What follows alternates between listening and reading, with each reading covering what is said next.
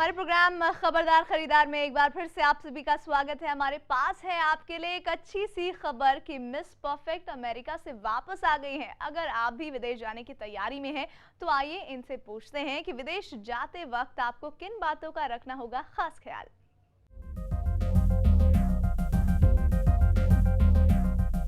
मैं अभी अमेरिका से वापस आई हूँ। अमेरिका में मैं अपना पासपोर्ट और वीजा हमेशा साथ रखती थी। मैंने वीजा के समय और टिकट की तारीख को मिलाकर देखा था और हाँ, मैंने डॉलर RBI अप्रूव्ड SFMC से ली थी और साथ ही मैंने पासपोर्ट पर इंडोर्समेंट की जांच भी कराई थी। मैं जाने से पहले ट्रैवल इंश्योरेंस कराना नहीं भूली। मैंने IATA अप्रूव्ड एजेंट से टिकट ली थी। एजेंट ने टिकट नेट से डाउनलोड करके दिया था, इसलिए मैं उसे एयरलाइंस कंपनी से भी कंफर्म कराना नहीं भूली। तो ये थी मिस परफेक्ट जो दे रही थी विदेश जाने के परफेक्ट टिप्स। आप जब भी विदेश जाएं तो इन्हें ज़रूर आजमाएं। बिरमानी जी, बहुत सारी चीज़ें होती हैं, तमाम बातें उपभोक्ताओं से की जाती हैं, लेकिन असल में हकीकत बहुत अलग होती है। चाहे हम इलेक्ट्रॉनिक गुड्स की बात करें, ब्रांडेड कपड़ों की बात करें या फिर खाने पीने की चीज़ों की। अंकल चिप्स जैसे उदाहरण हमने देखे। इस तरह के मामलों में जो लोग हैं वो बहुत कम जानते हैं, या तो वो ये सोचते हैं कि दिक्कत बहुत होती है, इतने लंबे प्रोसीजर्स हैं। प्रोसीजर वैसे कितने हैं? क्या वाकई में इतने लंबे हैं कि लोग बचते हैं इससे? नहीं, प्रोसीजर तो लंबे नहीं है। सिर्फ एक आज के डेट में जो कमी है, कस्टमर काफ़ी पेशेंट, मतलब उसको जैसे कहते हैं पेशेंस उसमें ज़्यादा है। वो कहता है कि हमारे इंडिया में एक खासियत है कि हम जुर्म सहन करने की हमारे को आदत पड़ चुकी है। हमारे अगेंस्ट जो जुर्म होते हैं, अगर हम उसकी आवाज़ उठाएं तो कहीं ना कहीं हमारे को राहत मिलेगी। सिर्फ इसके लिए है कि आपको वक्त चाहिए। प्रोसीजर कोई मुश्किल नहीं है। अगर आप कंज्यूमर फोरम में केस करेंगे तो 100-200 रुपये का खर्चा है, कोई ज़्यादा खर्चा नहीं है। आपको किसी एडवोकेट की जरूरत नहीं है। आप जाइए, सिंपल एक एप्लीकेशन पे आप अपनी कंप्लेंट दीजिए। सिर्फ यह है कि उपभोक्ता को जो चीज़ों का ध्यान रखना चाहिए, कोई भी वस्तु खरीदता है उसका बिल होना चाहिए। टर्म्स एंड कंडीशंस जो स्टैंडर्ड हैं, अगर उसको कोई न्यू एक्सेप्टेबल होती है तो उसको वो काट दिया जाए। जी, आगे चर्चा जारी रखेंगे बिरमानी जी। हम आपको यहाँ पर बता दें कि लगातार हमें ढेर सारे कॉल्स आ रही हैं, हम लेकिन चुनिंदा कॉल्स को यहाँ पर प्रोग्राम में शामिल कर पा रहे हैं। इस वक्त विद्या सोलन से हमारे साथ हैं। विद्या जी, बताइए क्या सवाल है? सर, रिलायंस के कस्टमर हैं हम जी। और 490 का हमने टैरिफ डलवाया था, जिसमें हमें 1500 रिलायंस मिनट्स मिलते हैं। ऑल इंडिया में कहीं भी कर सकते हैं जी। मैम 27 को हमने इसकी वैलिडिटी कराई थी, तो हमें 26 फरवरी तक मिलनी चाहिए थी जी, लेकिन इन्होंने 11 फरवरी तक दी और हमने कंप्लेन की तो कंप्लेन भी नहीं सुनी, और जब सुनी तो हमारी वैलिडिटी तो एक्सटेंड कर दी, लेकिन जो हमारे मिनट्स थे वो इन्होंने खत्म कर दिए।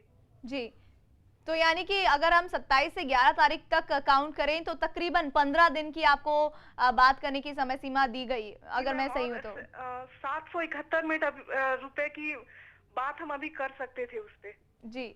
और मैम, और फिर हम बात करते हैं तो वो कहते हैं कि हमने आपके क्रेडिट डिपॉजिट किए हैं, तो हमें नहीं लगता कि ऐसा कुछ किया है। तो क्या लीगल एक्शन ले सकते हैं? इसमें क्या होगा, मैं जहाँ तक मैं समझता हूँ कि ये तो कंपनियां बहुत कर रही हैं, चाहे रिलायंस हो या कोई भी कंपनी हो। आपने एक उनको स्कीम दे दी है, स्कीम उसकी जो वैलिडिटी होती है, ये उनका अधिकार है कि जो वैलिडिटी पीरियड है उसके अंदर जो उन्हें स्कीम दिया वो तो उनको देनी पड़ेगी। इनकी वो अगर वो नहीं करते, एक तो डीलर की जो कंप्लेंट है वो उनको कंपनी को कर सकते हैं। कंपनी के नोडल ऑफिसर्स हैं, अपीलेट अथॉरिटीज हैं।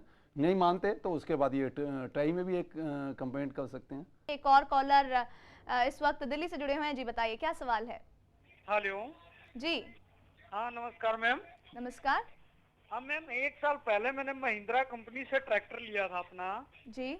और वो ट्रैक्टर में 2,30,000 हमने पेमेंट करा उसको जी। तो उसके अगेंस्ट में उन्होंने हमारे को कोई बिल नहीं दिया, जो कंप्यूटराइज बिल होता है। उन्होंने मैनुअली वैसे ही एक ब्लैंक पर्ची पे लिख के दे दिया और उन्होंने कमिटमेंट किया था मेरे को एक जैक और उसके साथ में 2 और प्रोडक्ट्स देने के, जो बाद में वो मना कर गए। जी। और अब वो मेरे को इंश्योरेंस की कॉपी किसी भी तरह की कोई भी पेपर अब तक 1 साल हो लिया नहीं दिया उन्होंने। जी। और उसके बाद अभी मेरे को प्रॉब्लम हो गया था उस ट्रैक्टर में कुछ, तो उसके लिए वो बार बार ब्लैकमेल करते हैं कि मैं चाहूंगा, मैं लिख दूंगा जब ही इसका क्या बोलते हैं, इसका रिपेयरिंग हो पाएगा, मैं लिखूंगा, नहीं तो कंपनी इसकी वारंटी नहीं लेगी। मेरे ऊपर सारा डिपेंड है। हर बार उसकी रिक्वेस्ट करनी पड़ती है और इस तरह से ब्लैकमेल करता है हमारे को। तो इसके अगेंस्ट में बताया मैम। नहीं, आपने जो पेमेंट किया था उसकी रसीद मांगी थी आपने उनसे? पेमेंट की है रसीद आपके पास? पेमेंट किया था सर। नहीं तो ट्रेड टैक्स आपका जो वहाँ का सेल्स टैक्स डिपार्टमेंट है, जी। बिल ना इशू करूंगा तो ये टैक्स को अवॉइड करना भी है। आप इसकी शिकायत वहाँ पे भी कर सकते हैं। अच्छा सर। बिरमानी जी, जैसे आप लगातार देख रहे हैं कि कई ऐसे उपभोक्ता हैं जो सही तरीके से जानते ही नहीं है कि वो कैसे पहल करें। ऐसे में हमारा प्रोग्राम खत्म करने का वक्त हो गया। हम चाहेंगे कुछ ऐसी खास टिप्स आप संक्षेप में दे पाएं जो उनके लिए मददगार साबित हो। ये सबसे पहले तो जो अगर आप पेमेंट करें, ज़्यादातर कोशिश करें कि आप उसको चेक पेमेंट करें। कैश पेमेंट आप अवॉइड करें क्योंकि उसका कहीं रिकॉर्ड नहीं होता। आप चेक पेमेंट करेंगे, अगर आपके पास रिसीट नहीं भी है तो उसका तो है ही है ना, बैंक से आपको सबूत मिल जाएगा। उसके बाद आप कोई भी वस्तु खरीदें उसका बिल प्राप्त करें, वारंटी कंडीशन अच्छी तरह देखें। कोई भी प्रोडक्ट अगर आप खरीदने जाते हैं उसकी जो मार्केट सर्वे रिपोर्ट है उसके ऊपर ध्यान रखिए। उसकी जो कंपैरेटिव टेस्ट, आजकल तो कई कंज्यूमर ऑर्गेनाइजेशंस इसकी कंपैरेटिव टेस्ट कराते हैं जी। आप उसको अच्छी तरह स्टडी करिए। मैंने जैसे आपको पहले ही कहा था कि जो नहीं है कि जिसका हाई ब्रांडेड वैल्यू है उसका प्रोडक्ट अच्छा हो। हमने तो ये भी देखा है जिसकी मतलब ब्रांडिंग कम है उसके प्रोडक्ट ज़्यादा क्वालिटी होते हैं। जी बिरमानी जी, बहुत बहुत शुक्रिया आपसे Thank जो you मैं चर्चा में भाग लिया। खबरदार खरीदार में आज बस इतना ही, मगर हमारा ये अभियान तब तक जारी रहेगा जब तक कंज्यूमर पूरी तरह से नहीं बन जाता बाजार का किंग।